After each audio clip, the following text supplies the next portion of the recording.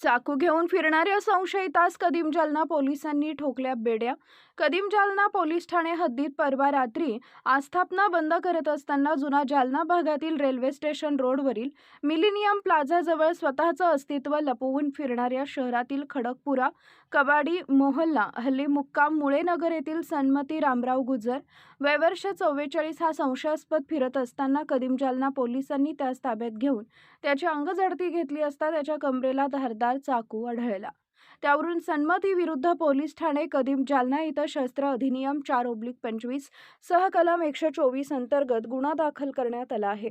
सदरची कारवाई पोलीस अधीक्षक Ajay Kumar Bansal, upper police अधीक्षक आयुष नोपाणी, उपविभागीय पोलीस अधीक्षक अनंत कुलकर्णी यांच्या मार्गदर्शनाखाली पोलीस निरीक्षक जनार्दन शेवाळे, पोलीस उपनिरीक्षक More, police head constable Sada Rathod, police head constable Pathan, police head constable Puri, सहाय्यक चालक फौजदार अशोक खरात, चालक police head constable Ugale, police नाईक Baba Gaikwad, police constable Matin Shaikh, Salve, Rathod, Shah, Khan, police constable Ansari यांनी केली असून सदर प्रकरणाचा पुढील तपास कदीम जालना पोलिसांकडून सुरू आहे.